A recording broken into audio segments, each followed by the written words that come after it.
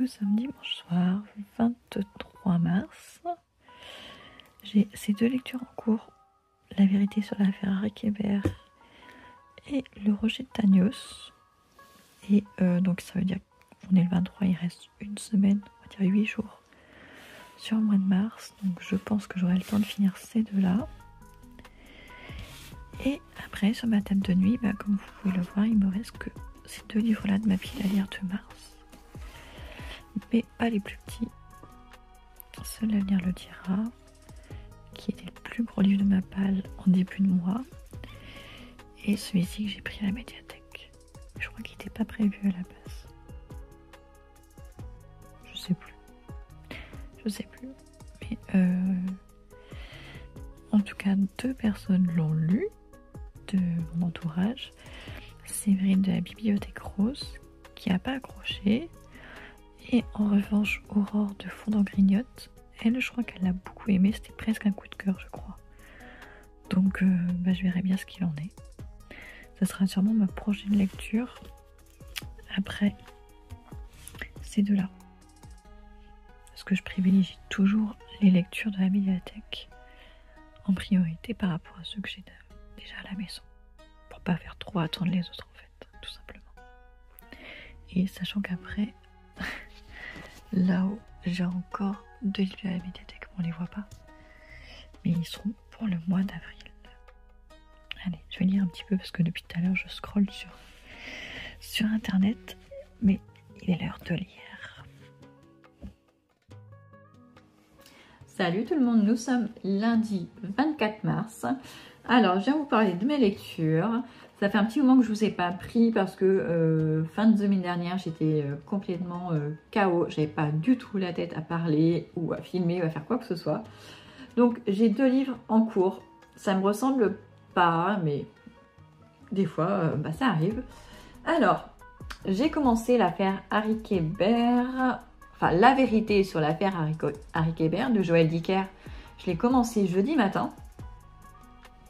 J'avais très hâte de lire Joël Dicker avec tout ce qu'on entend sur lui et tout ça. J'en suis un petit peu plus de la moitié et honnêtement, pour l'instant, je suis très déçue en fait. Je vais dire, je suis un petit peu déçue, mais en fait, je suis carrément très déçue. Enfin, je m'attendais à beaucoup mieux en fait. Tout simplement, je m'attendais à beaucoup mieux. On est avec un écrivain qui s'appelle Marcus Goldman, qui écrit un seul livre, mais qui a eu énormément de succès. Et son éditeur attend un deuxième, il n'arrive pas à écrire le deuxième. Et ce jeune homme qui a moins de 30 ans, son seul ami en fait c'est son ancien prof de littérature à l'université, qui est lui-même un grand auteur qui s'appelle Harry Kéber. Et du coup, comme il n'arrive pas à écrire son deuxième livre, Marcus, il reprend contact avec Harry. Harry l'invite dans sa maison dans une petite ville pour qu'il vienne se ressourcer, quitter New York, changer d'air, en espérant que ça l'aide à écrire son deuxième livre. Mais ça ne vient pas. Et quelques jours ou quelques semaines après le départ de Marcus, Harry décide de faire planter des plantes dans son jardin. Et lors de cette occasion, les jardiniers vont tomber sur un corps enterré justement dans la propriété d'Harry Kéber. Et le corps qui est retrouvé, il s'avère que c'est le corps d'une jeune fille de 15 ans qui a disparu 33 ans auparavant. Et du coup, la première personne qu'on inculpe, c'est Harry Kéber, le propriétaire de la maison. Et on apprend très rapidement qu'en fait, Harry Kéber, qui à l'époque, 33 ans plus tôt, avait 34 ans, il est tombé amoureux de Nola, qui avait 15 ans. Donc la jeune fille qui est retrouvée morte. Et du coup, il est le principal accusé et il l'emmène tout de suite en prison, en fait, en attendant d'être jugé. Et Marcus est persuadé que Harry Kéber est innocent et donc il va retourner à Aurora, là où ça se passe, pour savoir quelle est la vérité et essayer d'aider son ami pour qu'il soit disculpé. Et du coup, il va mener l'enquête en même temps que les flics. Les flics sont pas très doués, en fait, c'est Marcus Goldman qui fait tout. Donc comme ça pourrait être sympa. Mais il y a quand même un truc qui, moi, m'agace profondément. C'est pas la relation de l'écrivain 33 ans plus tard qui avait 34 ans et qui tombe amoureux d'une gamine de 15 ans. C'est pas ça qui m'énerve, même si déjà ça pourrait être dérangeant, mais c'est pas ce qui me dérange.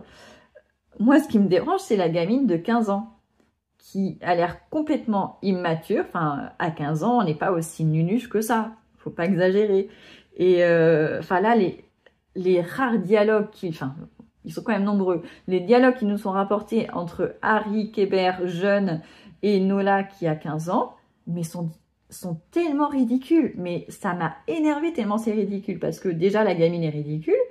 Et s'imaginer qu'un mec de 34 ans puisse tomber amoureux d'une nana, enfin d'une fille de à peine 15 ans qui est aussi nunuche, c'est complètement invraisemblable en fait pour moi. Et du coup, on nous ramène tellement de fois dans le passé avec eux de complètement ridicules que du coup ça plombe tout le reste. Enfin franchement, moi ça m'a tellement agacée samedi soir. Je regardais des vidéos sur YouTube en même temps tellement j'étais vraiment pas dans le truc. Je me suis dit, j'arrête pas. Je dis non, je n'aime pas abandonner un livre parce qu'on ne sait pas, ça peut être quand même intéressant par la suite. Le fait de mener l'enquête, c'est intéressant parce qu'on va de révélation en révélation, même si c'est quand même assez lent. Honnêtement, les flics sont un petit peu bons à rien non plus. Je vois à peu près où est-ce qu'on va en arriver, mais franchement, à chaque fois qu'on entend Nola parler, ça casse tout en fait. Ça casse tout, je trouve. Donc voilà, donc pour l'instant, c'est franchement une déception. Joël Dicker. Donc je suis pas sûre de lire tous ces livres. J'irai peut-être directement au dernier après, je ne sais pas. Mais en tout cas, c'est quand même une grosse déception. Et puis même le style de l'écriture, il y a des tournures, des fois, je me dis, c'est pas français. Par exemple, j'ai relevé un truc. Qu'est-ce qu'il dit à un moment donné? Au lieu de dire un coup de téléphone, il dit un téléphone. Alors peut-être qu'en Suisse, c'est une expression qui est totalement banale, mais la première fois, je me dis, bah, c'est peut-être juste une petite erreur, ils ont oublié un mot. Mais non, en fait, parce que c'est revenu, je crois que je l'ai compté 3 fois, et j'en suis qu'à la moitié. Donc ça me paraît bizarre, mais bon, après, il est suisse, hein, il a le droit. Mais il y a des petits trucs comme ça, il y a des termes que je trouve très vieillots ou complètement démodés, en fait. Sachant que ce livre a été quand même écrit en 2012, donc c'est pas vieux. Hein. Mais voilà, enfin j'ai une sensation assez bizarre, presque désagréable avec ce roman. Et du coup, j'ai commencé celui-ci en parallèle samedi après-midi. Le Rocher de Tagnos, qui est un des plus vieux de ma palle, donc une des reliques de ma palle, d'Amin Maalouf. Amin Maalouf, il est franco-libanais, enfin il est né au Liban, entre-temps il est devenu français. Et du coup, c'est une histoire qui se passe au 19e siècle au Liban, justement. C'est un peu, pas une fable, mais ouais, une espèce de conte. Ouais. C'est une espèce de conte, en fait, basé sur des légendes ou des mythes libanais qu'on lui a racontés quand il était petit, sûrement. Et du coup, voilà, il nous en a fait un livre. Il part quand même de quelque chose qui est vraiment arrivé. Alors, où est-ce qu'il l'écrit? Ce livre s'inspire très librement d'une histoire vraie, le meurtre d'un patriarche commis au 19e siècle par un certain Aboukish Maalouf, donc sûrement quand même un de ses ancêtres. Réfugié à Chypre avec son fils, l'assassin avait été ramené au pays par la ruse d'un agent de l'émir pour être exécuté. Le reste, le narrateur, son village, ses sources, ses personnages, tout le reste n'est qu'impure fiction. Donc voilà. Donc, il s'est inspiré quand même d'une histoire vraie, il s'est inspiré de contes et légendes libanais, et franchement, ça se lit tout seul. Je m'attendais, vu que c'est un académicien et tout ça, à quelque chose de pompeux. Mais en fait, on est happé dès le départ. Enfin, je trouve ça très immersif. Voilà, on est au 19e siècle, dans le Liban, dans un petit village, et du coup, on est un petit peu dans les dans la vie quotidienne, dans la vie de tous les jours, comment ça se passe autour du... comment il l'appelle le chef du village? C'est pas un cher, c'est pas un émir, c'est plus bas dans la hiérarchie. Si, ça va être le cher. Oui, c'est ça. Donc on est avec le cher, pas son homme à tout faire, mais celui qui quand même s'occupe un petit peu de tout autour de lui, des impôts, de gérer les récoltes, la redistribution, ce genre de choses.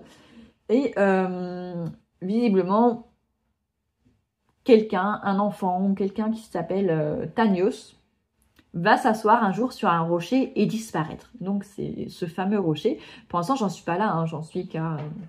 j'ai pas lu beaucoup, hein, j'ai lu qu'une 50aine de pages. Mais c'est très immersif et ça se lit tout seul. C'est une histoire toute simple, mais qui permet voilà, de découvrir le Liban du 19e siècle. Parce que pareil, bah, c'est un pays chrétien, mais dans un univers arabe et musulman. Tout autour, les pays sont musulmans. Et du coup, il y a des mots qui sont des mots musulmans. Une culture vraiment très orientale. Donc c'est hyper intéressant. Et en plus, comme c'est au 19e siècle, bah, c'est avant la création d'Israël. C'est après les croisades, bien après les croisades, mais il y a quand même des restes de l'influence française, notamment, au Liban. Enfin, c'est hyper intéressant. Le peu que j'ai lu, j'ai trouvé ça très intéressant. Donc, je le continuerai petit à petit. Mais bon, pour l'instant, je vais me concentrer sur celui-ci pour le finir le plus vite possible, pour le rendre à la médiathèque et passer à autre chose, on va dire. Et donc, voilà. Donc, voilà tout ce que j'avais à vous dire aujourd'hui. Donc, je reviendrai dans quelques jours. Il me reste combien de pages?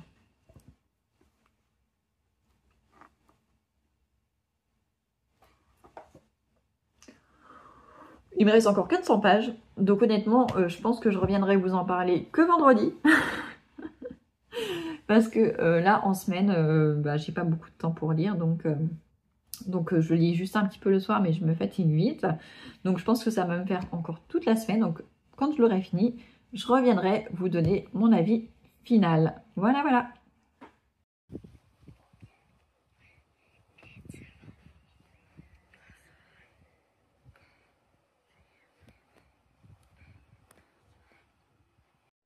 Salut tout le monde, on se retrouve, nous sommes le vendredi 28 mars. J'ai pas grand chose à vous raconter, ça va être rapide parce que je suis toujours dans la vérité sur l'affaire Harry Kéber. Je lis très peu en ce moment, je crois que c'est mardi, j'ai lu 20 pages, donc pour vous dire à quel point je lis vraiment peu.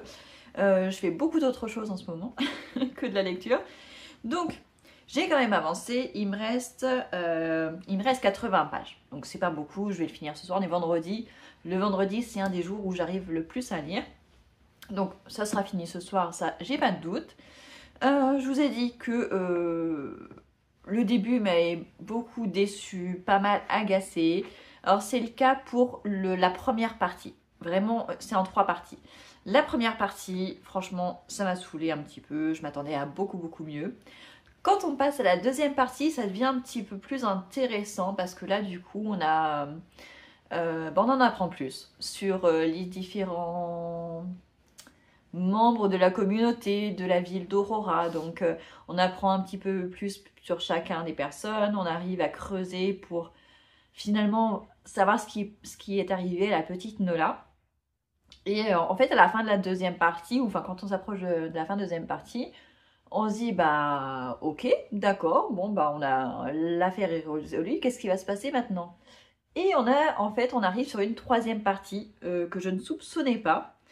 Et la troisième partie, ça commence par un sacré rebondissement, auquel je ne m'attendais pas, mais qui était totalement prémédité de la part de l'auteur.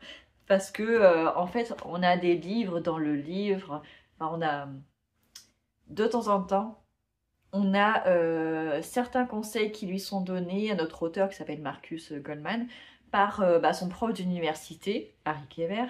Et du coup, voilà, on a des petites notes par-ci par-là. C'est juste un paragraphe, mais disséminé tous les chapitres. Donc, on a de Harry Kéber qui donne des des conseils pour écrire un bon livre à Marcus. Et Marcus les retransmet dans son livre. Et Joël Dicker nous les retransmet aussi, lui, dans le livre. Donc, on les a.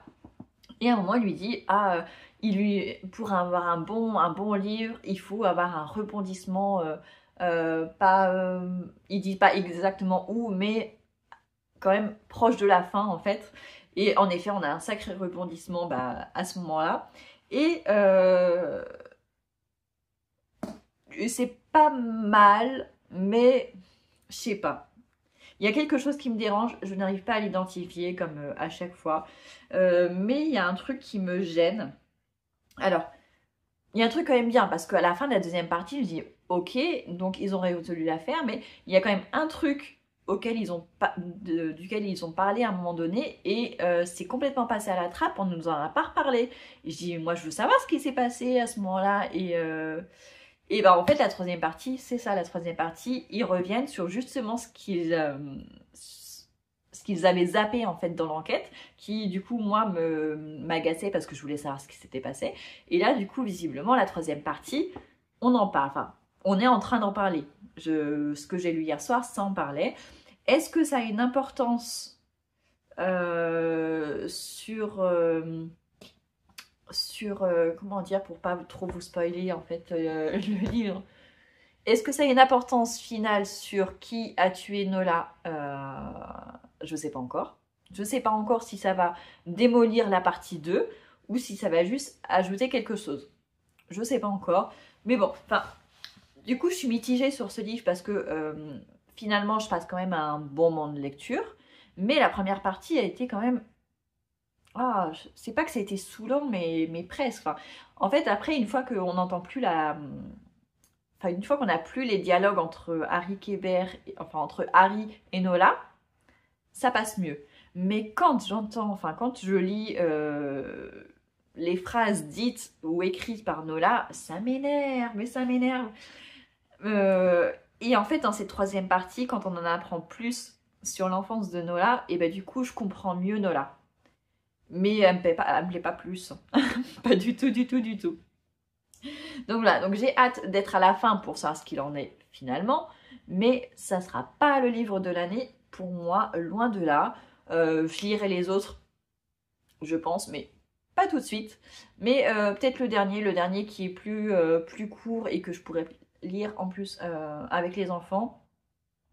Je le lirai sûrement, je vais juste attendre de voir quand est-ce qu'il arrivera à la médiathèque. Là, je suis un peu coincée avec la médiathèque parce qu'en fait, on ne peut pas emprunter plusieurs livres qui sont des nouveautés en même temps. Et là, sans faire exprès, ces derniers temps, j'ai emprunté des nouveautés, dont celui-ci fait partie des nouveautés, et je ne l'ai pas encore lu. Donc du coup, ça m'empêche de prendre d'autres livres, notamment il y en a un que je veux depuis des mois, et pour l'instant, je ne peux pas le réserver. Donc il faut que je rentre des livres pour pouvoir réserver le prochain. Enfin, pas le prochain Joël Dicker, mais un prochain livre qui me fait très, très, très, très envie. Donc voilà, celui-ci sera terminé, donc je pense ce soir, à moins qu'il y ait un imprévu très grave, mais sinon ça sera le cas. Du coup, j'ai pas continué celui-ci. Je l'avais commencé samedi, j'avais lu voilà une cinquantaine de pages et après c'est tout. Mais il était très très chouette. Mais voilà, vu que j'ai lu très très peu cette semaine, je me suis concentrée sur celui-ci. Après, donc j'enchaînerai avec celui-ci.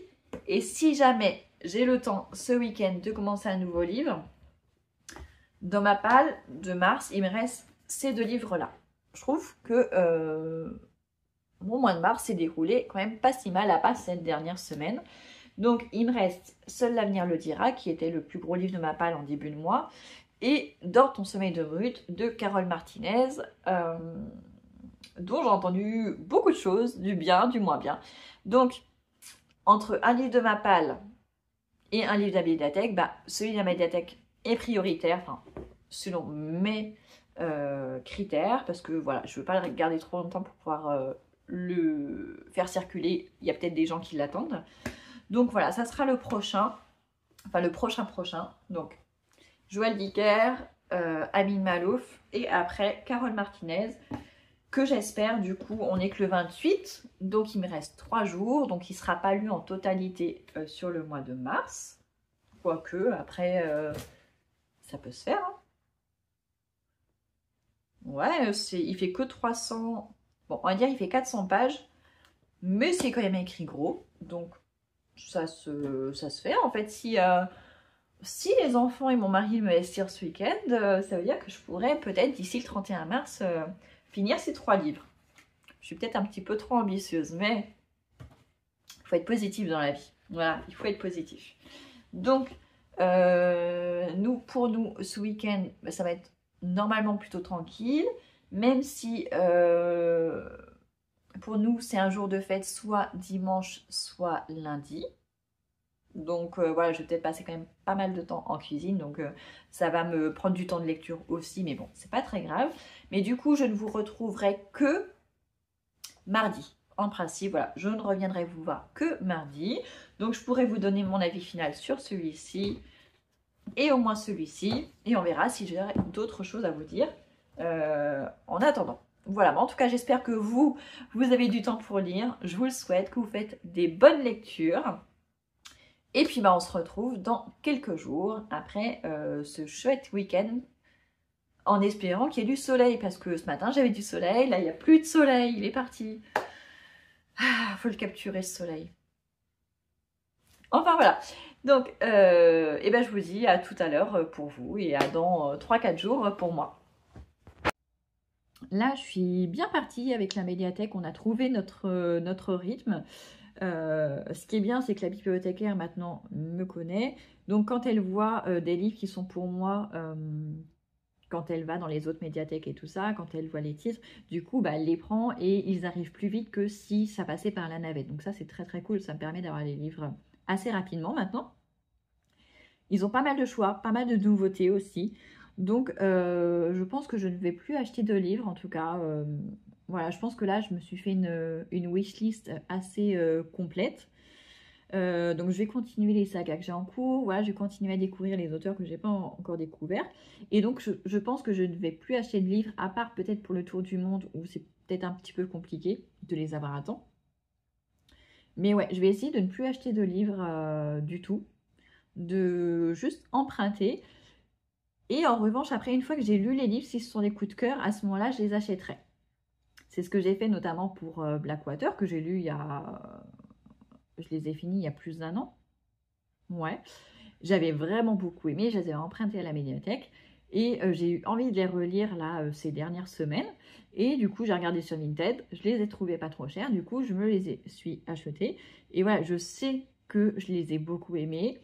Je sais que je peux les relire du coup à n'importe quel moment, mais je ne suis pas trop fan de relecture. Mais ceux-là, franchement, j'ai très envie. Parce que, en fait, c'est en 6 tomes et les tomes sont quand même assez courts, ça se lit assez vite. Et puis en plus, c'est des livres que j'aimerais beaucoup que mes enfants lisent plus tard. Donc c'est pour ça aussi que j'ai voulu les posséder. Et je pense que je vais faire ça avec mes coups de cœur. Vous avez vu que mes coups de cœur 2024, je les ai encore. Alors que je me suis séparée de beaucoup de livres. J'ai gardé mes coups de cœur. Je pense que j'achèterai ceux qui me manquent, que je n'ai pas gardés, ou enfin que j'avais emprunté à la médiathèque plutôt. Et les coups de cœur de 2024, je les achèterai, je pense. Je vais attendre de... Voilà, je vais lire ce qu'il y a à la médiathèque. Je vais continuer à lire aussi ma palle personnelle quand même, parce qu'il me reste quand même pas mal. Faut pas se leurrer. J'en suis toujours à une 50aine de livres. Ça ne descend pas vu que du coup j'emprunte beaucoup. Mais ouais, j'aimerais en fait là, pour le coup, je pense que c'est faisable de ne plus acheter de livres, de me contenter de ce qui est à la médiathèque. Surtout que j'ai un rythme de lecture qui est plus bas aussi, qui est plus ralenti que l'année dernière. Donc j'avale moins de livres. donc voilà, et en plus ça correspondrait vraiment à mes valeurs. Donc on verra si je me tiens à cette nouvelle résolution. Enfin, c'est pas une résolution. C'est un... Voilà, je sens que c'est le bon moment et je sens que c'est la bonne chose à faire à ce moment-là. Donc voilà. Voilà. Bon, j'arrête de parler parce que c'était censé être une vidéo pile à lire. Donc, je vous laisse. J'espère que cette petite vidéo vous a plu. N'hésitez pas, si vous voyez qu'il y a des livres de cette pile à lire que vous possédez ou vous voulez lire avec moi, n'hésitez pas, vous me le dites en commentaire ou alors vous me le dites sur Instagram, peu importe. Et puis voilà, ça me fera plaisir de faire des lectures communes avec vous. J'aime beaucoup ça. Et j'ai plusieurs vidéos à vous préparer. Il faut que je vous fasse ma pile à lire numérique parce qu'en fait, à chaque fois, je vous dis que j'ai tant de livres dans ma palle. Mais en fait, c'est ma palle physique, des livres papier. Mais en fait, j'ai aussi pas mal de livres sur ma liseuse que je ne comptabilise pas. Mais parce que c'est des livres que j'achète des fois parce qu'ils sont à 0 € ou ils sont à 1 €, 2 €. Souvent des livres auto-édités. Et du coup, bah, ça en fait quand même pas mal là. J'ai vu que j'en avais quand même pas mal. Donc j'ai tout noté dans mon carnet. Maintenant, il faut que je vous fasse la vidéo avec les résumés et ça risque de prendre du temps. Et il faudrait aussi que je vous fasse la vidéo de mes sagas en cours. Parce que ça fait un petit moment que j'ai pas fait le point. Je dois pas en avoir beaucoup, mais quand même. Et du coup, ça m'incitera peut-être à chercher les suites pour pouvoir les lire après le reste de l'année. Donc voilà. Ça fait longtemps que je vous ai pas pris, je ne vous oublie pas, mais ma vie est assez chargée en ce moment. Et avec le changement de saison, disons que mon corps ne suit pas. Donc j'ai fini La vérité sur l'affaire Harry Kéber, j'ai fini Le rocher de Thanos, et hier j'ai commencé un nouveau roman, Dors ton sommeil de brute. Donc je viendrai vous en faire, vous donner mon avis sur tout ça demain. Là j'ai pas le temps. Je suis juste garée devant l'école des enfants, là je vais descendre. Mais voilà, je voulais juste faire ce petit point pour vous dire que je ne vous oublie pas, que je continue à lire même si c'est très très peu tous les jours. Mais je lis un petit peu. Et là je vais récupérer les grands aussi au collège. Et en même temps j'espère que d'ici une demi-heure du coup le colis Amazon sera livré.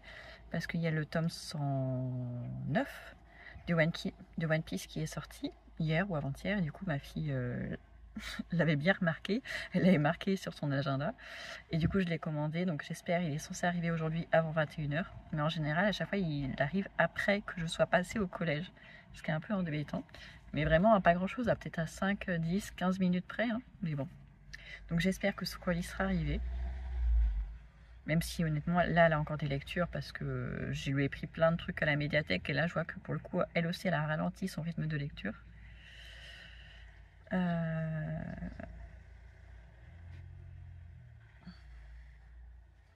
Et donc voilà, donc là j'ai beaucoup de livres de la médiathèque à lire et j'ai reçu un mail avant-hier, non hier, de la médiathèque qui me disait que j'avais encore 2 livres qui étaient arrivés, sauf que en fait je sais pas comment ça se fait parce que normalement je suis censée ne pouvoir emprunter que 6 livres.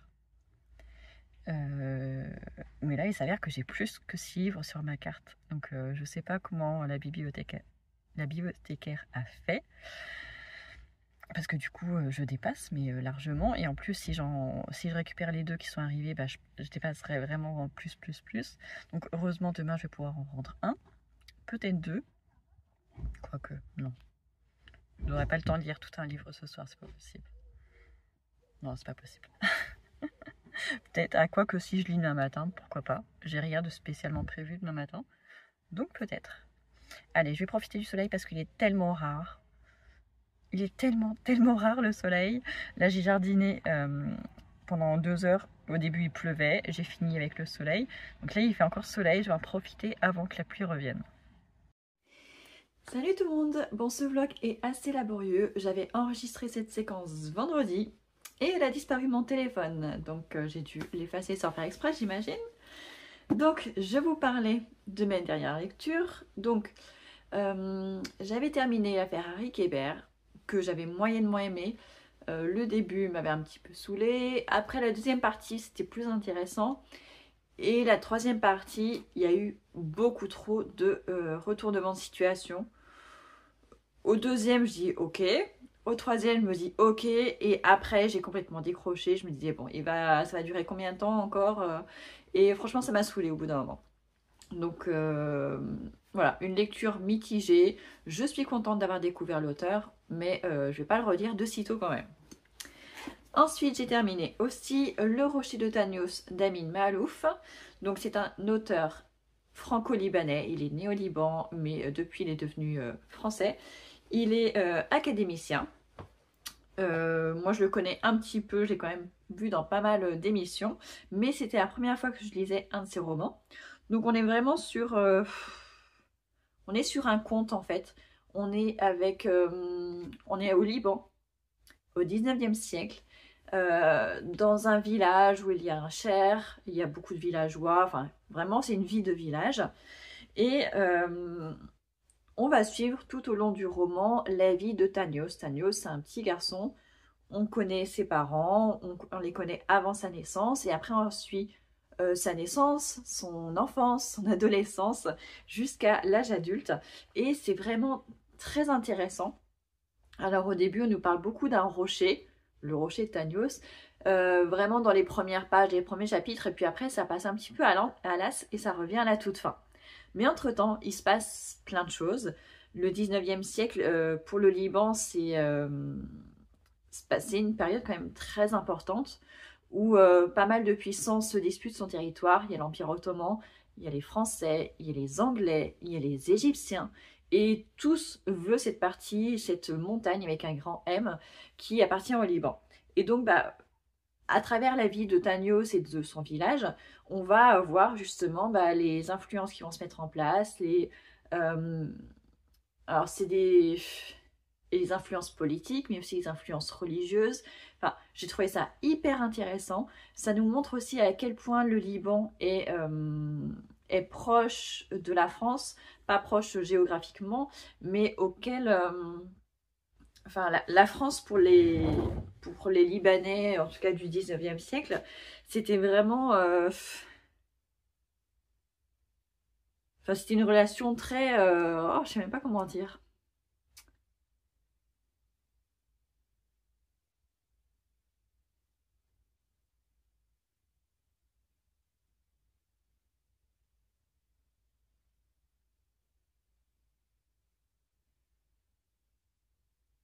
Un fort attachement. Voilà. Le Liban de l'époque avait un fort attachement à la France, mais pas forcément la France du 19e siècle, mais la France de François Ier et tout ça.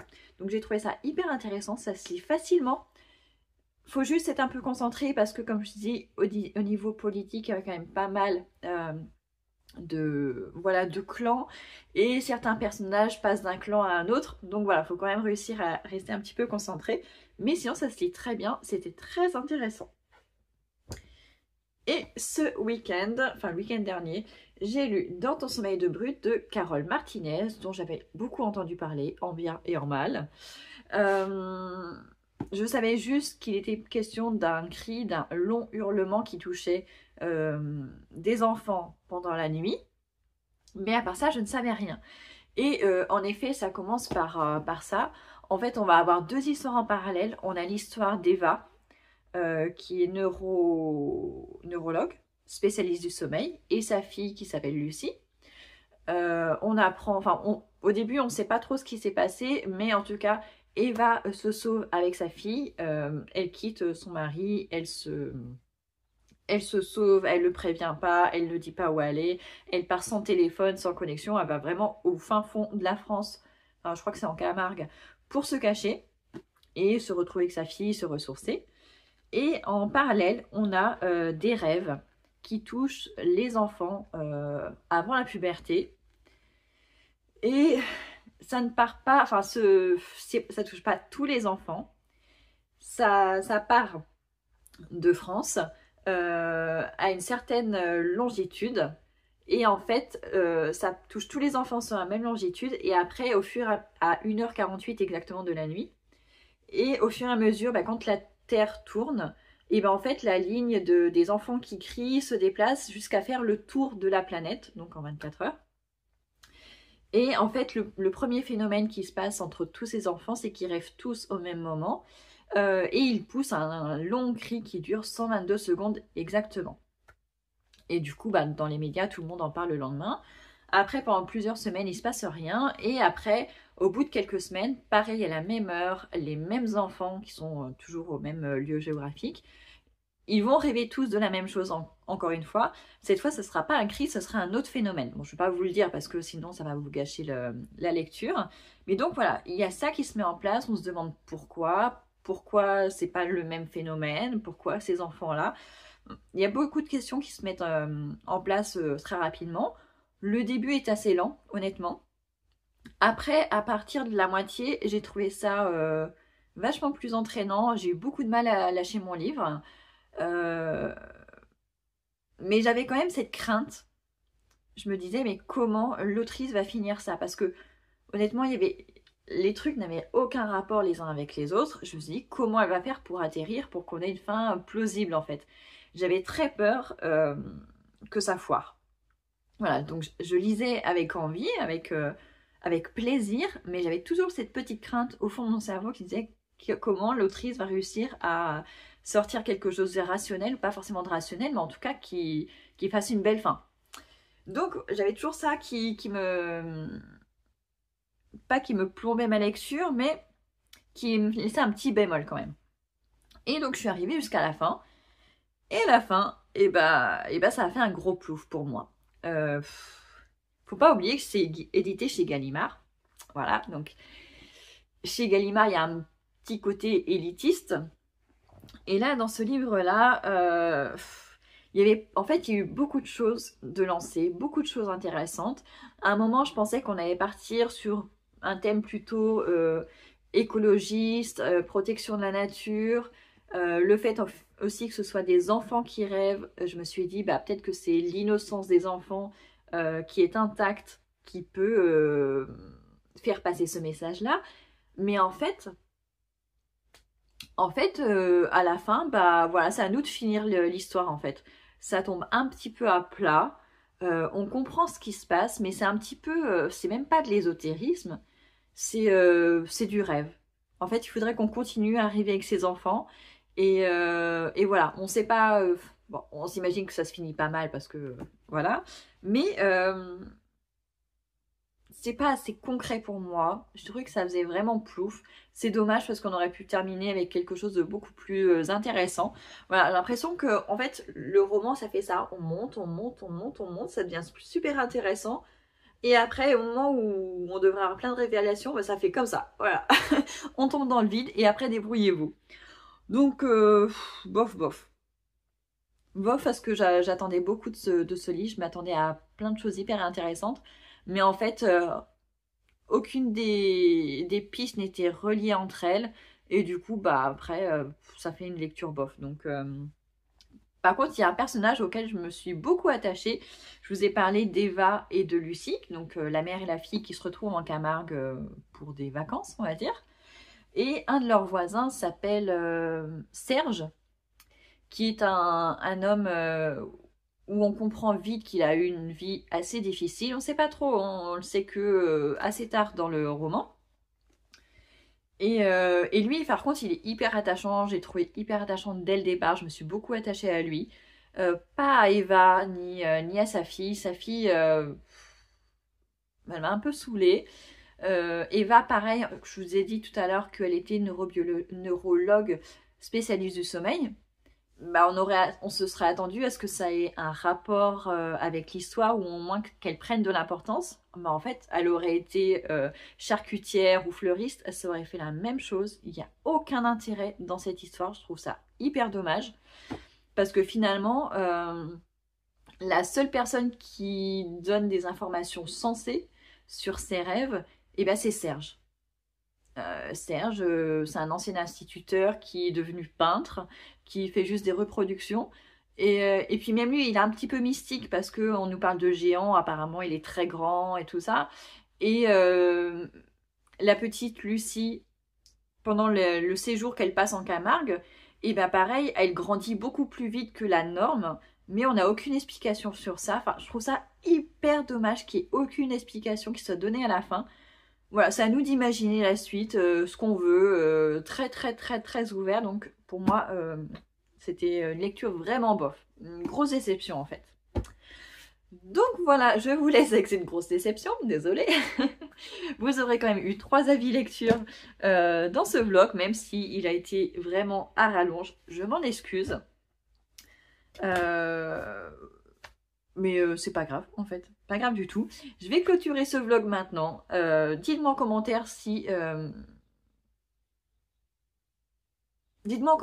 vous avez fait une lecture très récemment qui a été vraiment soit un coup de cœur, soit une excellente lecture. Faites-moi rêver un petit peu. Et on se retrouve très bientôt pour de nouvelles lectures. Là, j'ai 2 lectures que j'ai commencées dont j'ai hâte de vous parler. Voilà, à très bientôt!